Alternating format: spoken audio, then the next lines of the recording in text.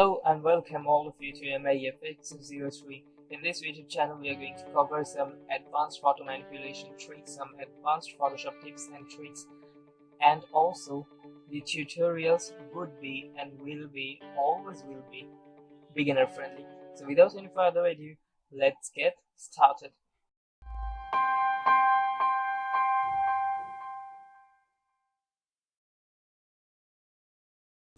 So in this tutorial, it's a layer breakdown tutorial in where I'm going to go through in depth of the layers which I used to make this piece of photo manipulation. Okay, this cinematic type of foggy bear photo manipulation. At first, the elements which I used was a blank document having the image size of 2500 and 3104 pixels with the resolution 72. And after that I added a background, this type of background, bluish and reddish background having a lot of fog, as you can see, and from the name it describes why the name was Foggy Bear. So right now let's look at this. Whenever we see an image, we have to initially see where we can put some improvements. So as the light is coming from here and the light is not that much bright, so initially just add a light new layer having a soft light blending mode using a white colored brush, a soft brush having the flow at 10 to 9. Just paint. It really stands out. Before, after, we have to go. But at first I did was I added a girl using a stock footage from DeviantArt. By the way, if you guys want links to this, feel free to let me know in the comment section below, and I sure will be able to provide you links to these stock images. Masked out this girl using pen tool, quick selection tool, or the pen tool, or anything which you would like. Then added a 50% gray layer. 50% gray layer, set the blending mode to overlay. This is the 50% in the blending mode to overlay. Use the dodge tool to make the face a lot brighter. Here's the before, here's the after. Then I added levels adjustment layer. Levels initially looked like this, but these levels were used for highlights. So what I did was inverted the mask, and if you guys don't know how to invert the mask, just simply add a mask, press Ctrl I. That's going to invert.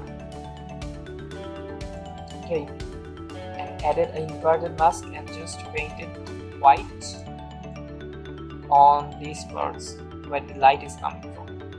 Okay, so where the light is coming from, and in a mask only two colors work.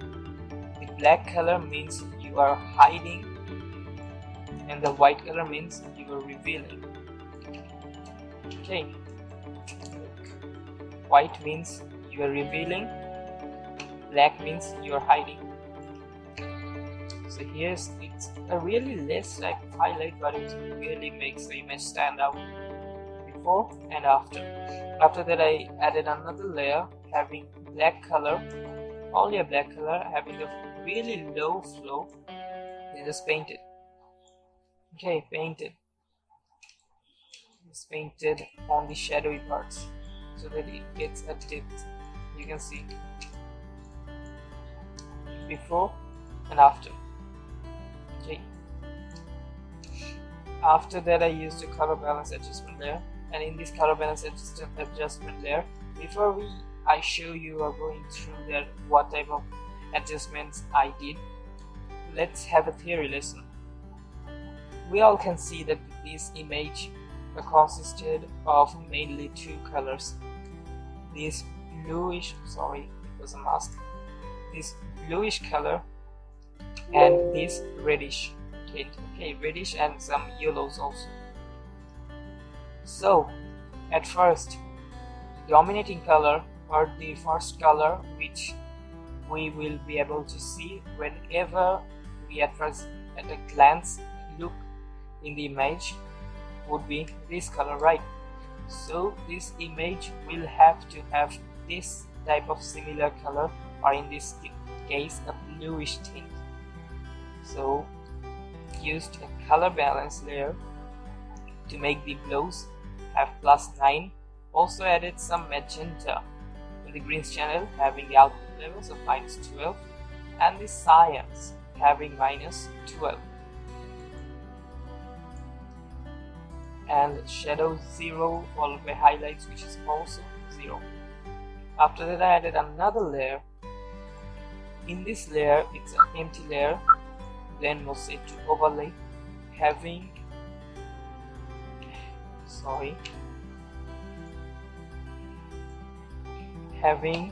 white as the foreground color, flow at 5 or 6, just painted along the really end to make the highlights more pop out.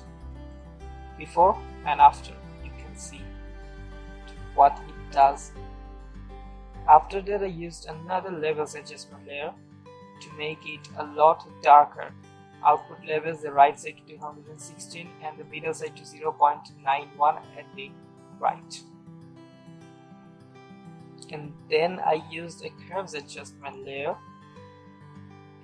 I used a curves adjustment layer to make it a little bit darker, or added some contrast to make it really look like that this girl is standing on this image. The work of the woman is finished. So then we have to go to the bear. The bear was a PNG file like this, and I got it from DeviantArt. At first the bear was like this. Added some Gaussian blur to add some depth and made the blur go away from this part using the Smart Filters mask and painting black this side.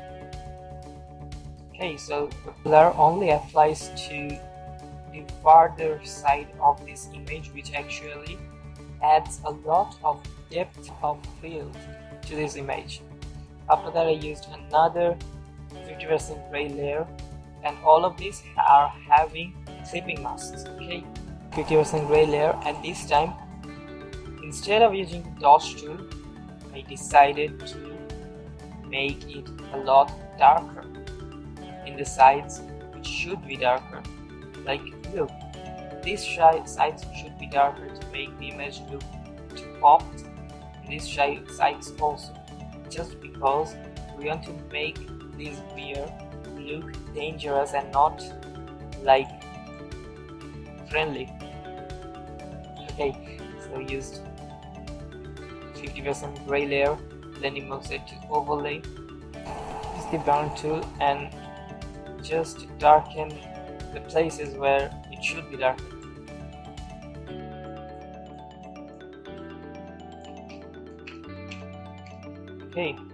Look before and after. After that, another layer. His eyes are don't that much distinguishable and it doesn't see that it's a mythical creature. So added a new layer, sampled the color from here, and just added a little bit more. Used color dodge on a blank layer and painted the color, as you can see, to make a glow. After that I used a levels adjustment layer to darken, but as you can see that the levels adjustment layer darkened the whole part, but we don't need that. We need just the parts which should be darker, namely this part, these parts, and definitely not these parts. So I used a mask, painted black on the parts where it should be brighter. Here's the before, here's the after. It adds a lot. Used another color balance layer to make it a little red. Okay, so here you can see it's reddish type, having the reds 14 plus 14, greens minus 5, blues plus 1. After that I added blank layer having white as the foreground color, painting with a very low flow to make an atmosphere. Okay, so before and after, it actually subtracts or makes a difference between the main focus of the subject and itself. So it just adds an atmospheric form. After that, I used a black color, a simple layer. Sorry, not the black color this time. As you can see that the edges don't actually match. So having a new layer, sampling this color, sampling this background color, and then making and then painting on the edges. Okay, before and after, to make it look like it's in the background. After that, I used a same color, another new layer having the overlay blend mode set to make the bottom part a lot darker.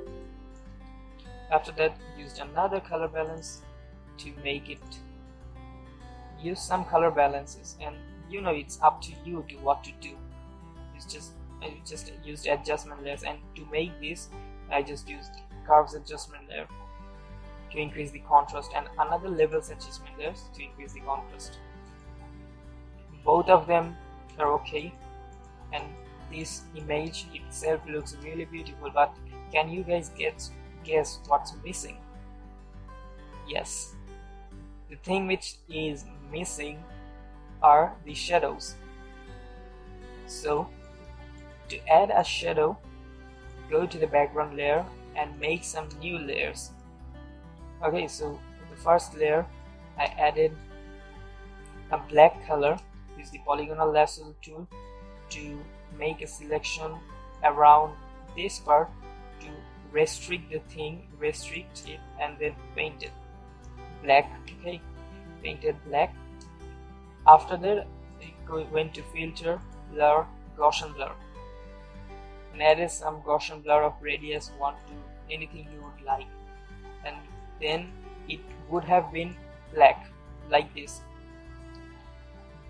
To add something to match this color with this one, added a color overlay having this color.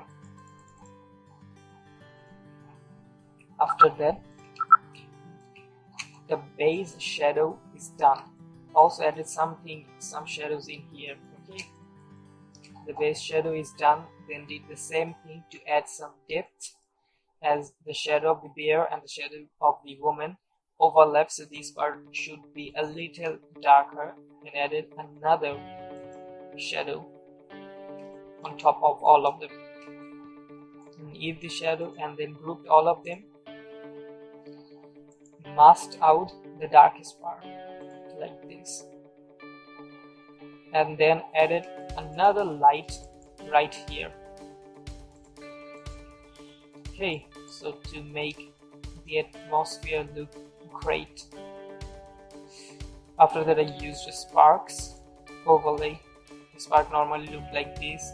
Added a mask to make this thing go away, and added some smart filters to blur it, having a smart blur and even saturation to make the saturation very less, and then blending mode set to screen. Even saturation adjustment layer to make the saturation lightness even more less, and then a curves adjustment layer to make it brighter. After that, we can all see that this thing is really looking great, but another finishing touch I did was having a new solid layer, having a new empty layer, setting the blend mode into hard light, and then painting white, having a really less flow, painting white to make an atmosphere around it. Okay, And if this is too much, it was normally like this, it's too much, then we can always decrease. This is how it looks. And now I want it to look color graded, having a warmer tint. Added a levels adjustment layer, RGB not touched. Red channels, yes, was touched and it was increased, and also the brightness of the red channels will be decreased to 247, right? And the blue was made 0.69 and output levels having 9. And if I turn this on, it's going to get this. And after all of that, you have to get this image in a single raster layer. So what do we have to do for that? We have to press keyboard shortcut Ctrl Alt Shift and E. What it makes is that it makes its own layer. Okay. And I actually changed my mind to make it look like a lot cooler. So what I did was I went to convert for smart printers, then made it a smart object and added camera raw filter. And the camera raw filter settings is, I'm showing you, you can have a screenshot of it, or you can have anything you want. Temperature -22, tint +11, exposure +15, contrast +18, highlights +6, shadows -12, whites +14, blacks -26, texture -23. Because the environment should be foggy. Okay, normally people would have increased the texture, but this time it's the opposite. But the clarity should be always be in upper hand. Okay, and then hazen it up a little bit. Vibrance increased, saturation also increased.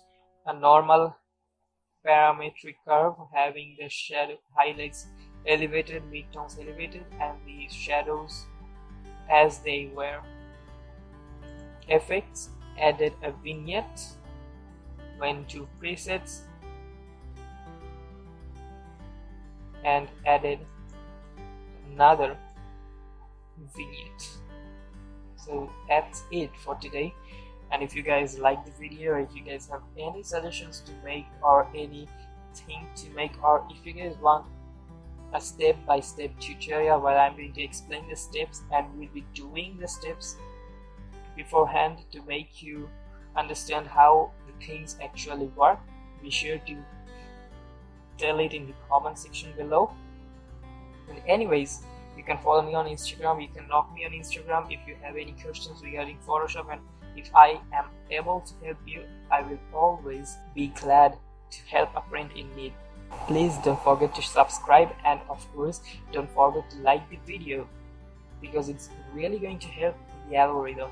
So anyways, it's MAEffects signing out. Thank you all for watching.